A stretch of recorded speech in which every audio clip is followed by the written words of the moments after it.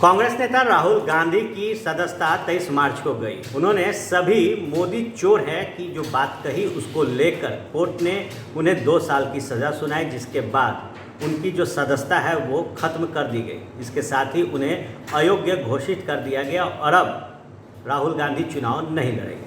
बहरहाल इस फैसले को चैलेंज उन्होंने गुजरात के सूरत के सेशन कोर्ट में किया, जिसको लेकर आज सुनवाई की गई और उनकी जमानत याचिका को खारिज कर दिया गया। जो कोर्ट ने अपना फैसला दिया वो 27 पन्नों का फैसला फर्स्ट बिहार के पास है और हम आपको तथ्य के साथ बताएंगे कि आखिर कोर्ट ने क्या कुछ बातें अपने फैसले में कही है। दरअसल राहुल गांधी ने सूरत की सीजीएम कोर्ट से मिली 2 साल की सज़ा के खिलाफ जिला एवं सत्र न्यायालय में याचिका दायर की थी। पिछले 23 मार्च को सूरत की सीजीएम कोर्ट ने राहुल गांधी को 2 साल की सज़ा सुनाई, जिसके बाद उनकी संसद सदस्यता समाप्त कर दी गई। लेकिन सूरत के एडिशनल सेशन जज रॉबिन पी मोगरा ने सज़ा को खत्म करने के लिए दायर की गई राहुल गांधी की याचिका को खारिज कर दिया। कोर्ट ने सुप्रीम कोर्ट और हाई कोर्ट द्वारा ऐसे मामलों में दिए गए फैसलों का जिक्र करते हुए राहुल गांधी पर कई टिप्पणी की और उनके वकील की जिरह को भी सही नहीं माना।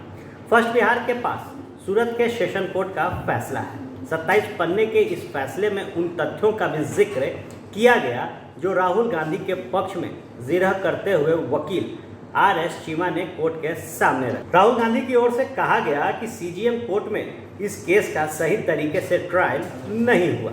राहुल गांधी ने मोदी सरनेम को लेकर जो टिप्पणी की उसे गलत तरीके से कोर्ट में पेश किया गया। ये टिप्पणी अपमानजनक नहीं थी। कोर्ट की सज़ा के बाद उन्हें संसद की सदस्यता से अयोग्य घोषित कर दिया गया और वह 8 साल तक चुनाव नहीं लड़ सकते। ये उनके लिए अपूरणीय क्षति है। राहुल गांधी की ओर से कोर्ट में यह भी कहा गया कि वे वायनाड संसदीय क्षेत्र से 4,31,770 वोटों के रिकॉर्ड अंतर से चुनाव जीतकर आए हैं।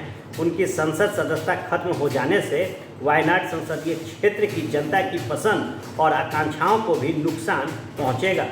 उनकी संसद सदस्यता खत्म होने के कारण उपचुनाव कराना होगा और कोर्ट के कई फैसलों में ये कहा जा चुका है उपचुनाव कराने से सरकारी खजाने पर बहुत बोझ पड़ता है। राहुल गांधी की ओर से मानहानि के मामले में उन्हें अधिकतम सजा सुनाने पर भी सवाल उठाए गए हैं। इस मामले में अपना फैसला सुनाते हुए एडिशनल सेशन जज ने कहा कि जहां तक राहुल गांधी को अधिकतम सजा देने का सवाल है, ये देखना सही होगा कि राहुल गांधी कोई सामान्य व्यक्ति नहीं हैं और सार्वजनिक जीवन से जुड़े हुए मौजूदा सांसद थे। उनके द्वारा बोले गए किसी भी शब्द का आम जनता के मन में बड़ा प्रभाव होगा।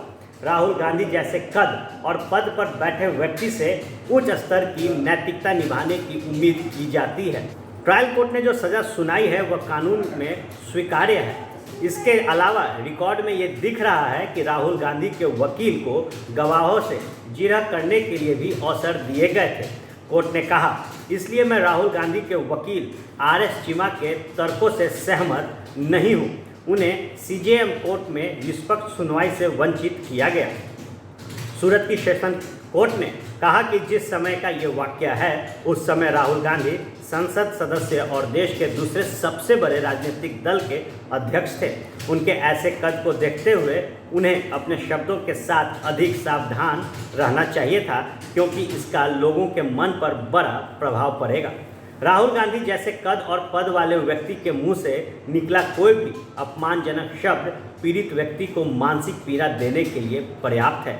इस मामले में मानहानिकारक शब्दों का उच्चारण किया गया। मोदी उपनाम वाले व्यक्तियों की तुलना चोरों से करने की शिकायतकर्ता को निश्चित रूप से मानसिक पीड़ा होगी और उनकी प्रतिष्ठा को नुकसान होगा। सामाजिक रूप से सक्रिय और सार्वजनिक व्यवहार वाले व्यक्ति को इससे पीड़ा होगी। कोर्ट ने राहुल गांधी के वकील की इस दलील पर भी टिप्पणी की कि वे संसद सदस्य हैं, उनका मामला अलग है। संसद सदस्यता रद्द होने से उन्हें अपूरणीय क्षति होगी। सूरत कोर्ट ने कहा कि देश में लागू जनप्रतिनिधित्व अधिनियम 1951 की धारा 8 के सेक्शन 3 में उल्लेखित अयोग्यता के मानदंडों की चर्चा की गई है। कोर्ट ने कहा है, माननीय गुजरात उच्च न्यायालय द्वारा नारायण भाई भीखा भाई कचरिया के मामले में इस संबंध में फैसला सुनाया है। इस फैसले को ध्यान में रखते हुए मैं मानता हूं कि संसद सदस्य के रूप में निष्कासन को किसी की अपरिवर्तनीय या अपूरणीय क्षति के रूप में नहीं कहा जा सकता है। सूरत की कोर्ट ने राहुल गांधी के वकील ने दलील रखते हुए नवजोत सिंह सिद्धू को सजा मिलने के मामले का भी जिक्र किया था। कोर्ट ने कहा कि ये नोट करना होगा कि नवजोत सिंह सिद्धू मामले में घटना का उनके सार्वजनिक जीवन से कोई संबंध नहीं था। उस मामले में माननीय सर्वोच्च न्यायालय ने नवजोत सिंह सिद्धू की सराहना की थी। उन्होंने एक नैतिक मार्ग को चुना था और अपनी सीट से इस्तीफा देकर सार्वजनिक जीवन में उच्च मानक स्थापित किया था। लेकिन राहुल गांधी के मामले में तथ्य पूरी तरह से अलग है और इसलिए नवजोत सिंह सिद्धू का मामला राहुल गांधी के मामले में सहायक नहीं होगा। सूरत की कोर्ट ने कहा कि इन सारे तथ्यों के आधार पर मैं मानता हूं कि अपीलकर्ता राहुल गांधी के वकील ये प्रदर्शित करने में विफल रहे हैं कि सज़ा पर रोक नहीं लगाकर अयोग्यता के कारण उन्हें चुनाव लड़ने का अवसर नहीं दिया जा रहा और लोक प्रतिनिधि अधिनियम 1951 की धारा 8(3) के अनुसार राहुल गांधी को इससे अपूरणीय नुकसान होने की संभावना है।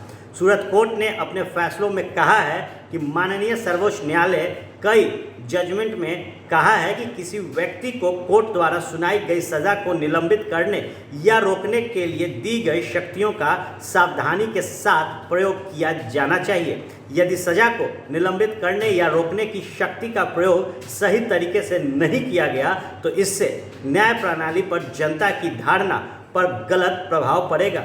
इस तरह के आदेश से न्यायपालिका से जनता का विश्वास हिल जाएगा।